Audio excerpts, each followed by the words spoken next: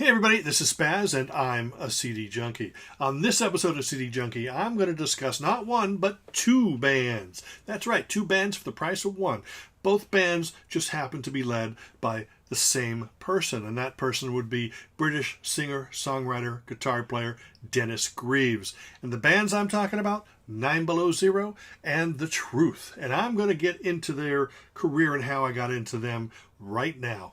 Started in 1981. I'm flipping through the bins. Now, back in 1981, when I would get paid, or my paycheck, I would just go to the record store and I would just flip through and I would discover bands by just looking at an album cover, looking at the label, looking at the producer, maybe reading an article and seeing what other bands would say about them. And one day I discovered a band called 9 Below Zero and an album called Don't Point Your Finger. And on that album, I bought it because they looked like they might be new wave, mod, punk, power pop, something like that. So I took it home, put the needle on, and oh my God, it's British blues. But it wasn't just regular British blues. It was revved up with punk energy. Not the punk sound, but the punk energy. There was so much power into it. They added a modern edge. They made the British blues easily digestible to the punk audience without saturating it with a bunch of nonsense. It was pure British blues. It was as if taking an original blues record by, let's say, the Yardbirds or Fleetwood Mac and taking an album and turning it on 45 and then listening to it. It was just revved up. It was exciting. It was wonderful. Then I discovered that they had an album before that, and that is where this story begins. Right here, released in 1980, live at the Marquee. This was actually their first album. A live album was their first album. I'm usually not a big fan of live albums, but I'm a big fan of 9 Below Zero. I eventually found this after I found Don't Point Your Finger. But this here is just revved up, high energy. You can tell the band's into it. The audience is into it. It's just a fantastic live album. This also contains their version of Can't Help Myself, the Four Top song, and this is my second favorite version of that of all time, behind the Four Tops version. And this, as I showed you, is the expanded version that has bonus tracks and a DVD. And that was from 1980. 1981 is what gave us Don't Point Your Finger. That is the album that I got into the band on. And this is also the expanded edition. And then they follow that up with the awesome Third Degree. Now, boy, does that look like mod power pop. Yeah, it sure does. Still very edgy, bluesy, great, but actually the songs started becoming more melodic. Sort of, they're still blues-based, but really nice hooks. And this actually contains two versions of the album. It contains the one that was released, and it also contains the original version of the album, which was produced by Glenn Johns. So that's a real treat there. So you hear the version that I believe that the record label turned down, and then the version that they accepted. This is fantastic. If you're not into their bluesy side, which you really should be, if you're not into that, oh, by the way, let me state that I'm not a big fan of the blues, but I'm a huge fan of 9 Below Zero. They obviously add something to it that just makes my mind wiggle in my head. But this is a fantastic album, really more mod than anything else, which was kind of strange because as they started going into this sort of poppier, maybe, shall I say, maybe a little more commercial direction. And when I say commercial, I'm not talking about production. I'm just talking about the songs are more melodic and geared towards a larger audience. They broke up. And that was really sad. This came out in 1982. But then Dennis Greaves just happens to resurface in a band called The Truth. Now, The Truth were very mod, very melodic, and just instantly lovable. There wasn't a lot of the blues in there, but you could still hear it in Dennis Greaves' voice because he had this great expressive voice that could wrap itself around the blues or wrap itself around great pop music. Now, The Truth put out a couple EPs and a live EP before they put out an album, and all of those have been compiled on A Step in the Right Direction. The Truth are definitely the perfect balance between the Jam and Style Council. They're the jam in terms of the straight-ahead pop, but the more sophisticated arrangements of Style Council. But this here not only compiles all their early EPs on disc 1, but it also has 2 live shows as well. So it's a 3-disc set that came out on Cherry Red. This came out just a few years ago, but these singles were all from like 83 and 84. Then when 85 came around, they signed with IRS Records, and they put out an album called Playground. This was actually released domestically, and it earned airplay on radio stations like K-Rock and stuff. Exception of Love was a big single here, and this actually featured the 2 main guys in this band were Dennis Greaves and Mick Lister, but it also featured a future member of 60 Foot Dolls and a past member of the Fabulous Poodles. Chris Cornea used to be in the Fabulous Poodles, actually on their 3rd album. This is the actual version that Dennis Greaves and his Z Records label put out. This is the version that came out domestically on the American Beat label. They both have the same tracks. There's no bonus tracks there, but that's not too bad. This album came out in 1985. It was followed 2 years later by Weapons of Love. Now, this album here, it was a pretty big departure from the sound of the earlier Truth singles and album. This tended to be a little bit more rockin', harder edged. When I saw them on the Playground tour, they did a couple new songs, one of which was Cover Up My Face, which ended up on this album. This album is very commercial. It's more rock, geared towards maybe commercial pop radio. I don't know if that's a natural progression of the band or if that's what the label wanted them to do. But Weapons of Love, completely different sounding album than the previous recordings. It's still got some great songs on it, but if you're looking for that mod jam Style Council sound, this is a little edgier and a little tougher for you. Some great songs on here: Soul Deep Fascination, Cover Up My Face. Then they put out this in 89, an album called Jump.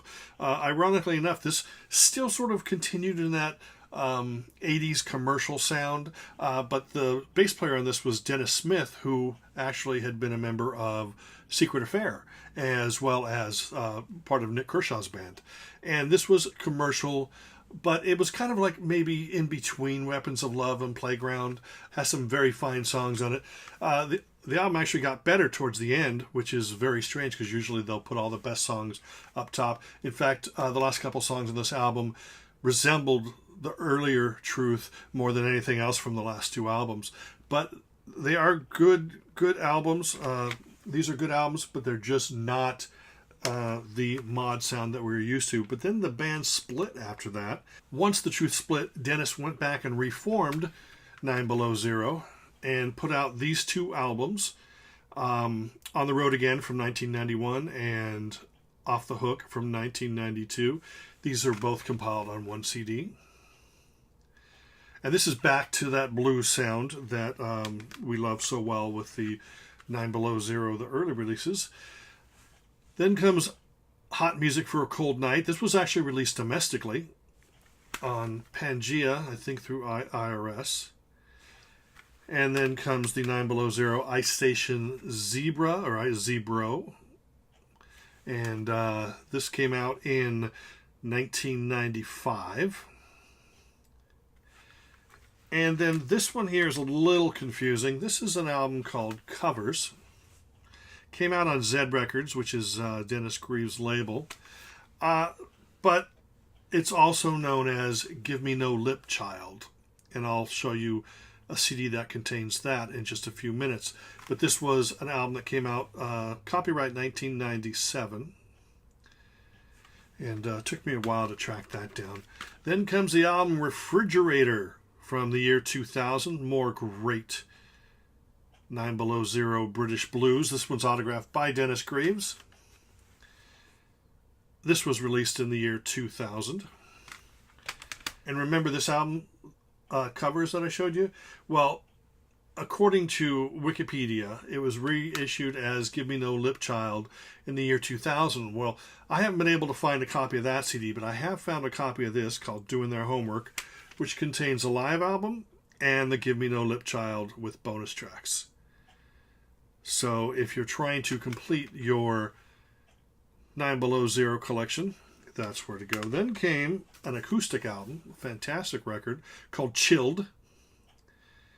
And there's some songs on here, reworkings of earlier tracks, as well as some, I would say, either new or previously unrecorded by 9 Below Zero. Then comes the straight blues covers album called Hats Off. This came out in 2005. It's great. It's basically a tribute to all of their influences.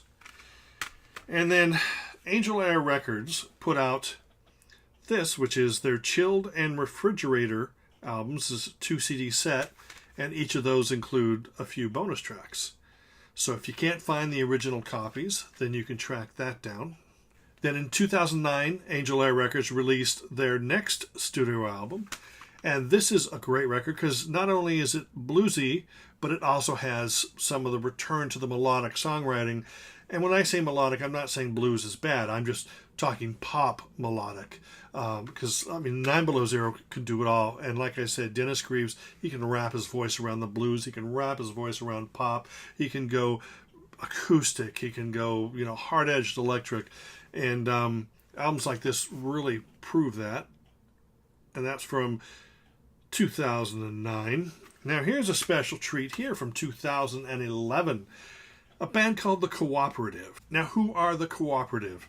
Basically, this is 9 Below Zero with the addition of Glenn TIlbrook from Squeeze. And they trade off vocals on this. Dennis will sing some songs and Glenn sings some songs.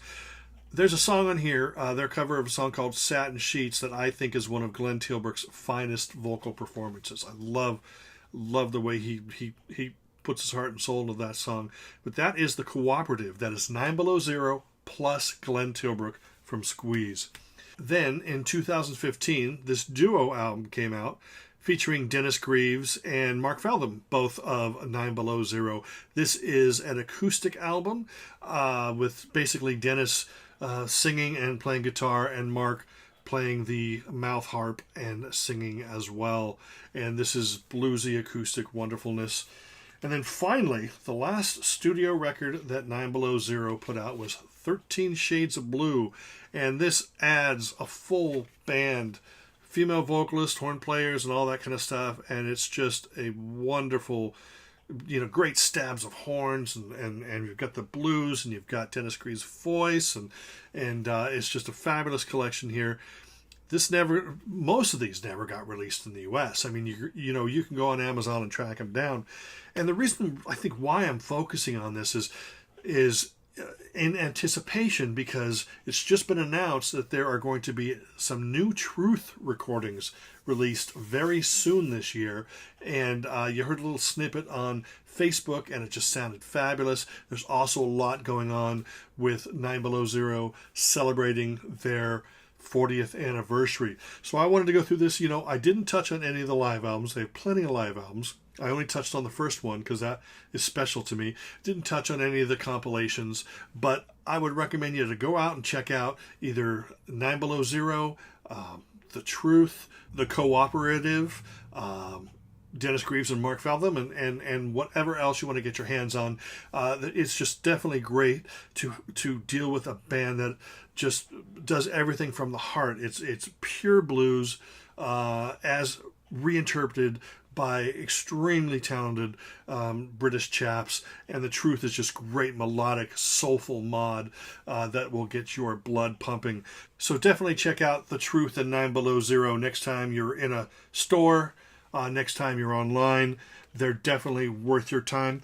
It's very important that we support the artists, support the industry, and sure, it's great if you want to go and stream it and listen to it now, but maybe on your way home or tomorrow morning when you first get up, go to your local shop, go online and buy physical product, because physical product tastes better with beer. Anyway, that's it. My name is SPAZ, and I'm a CD junkie.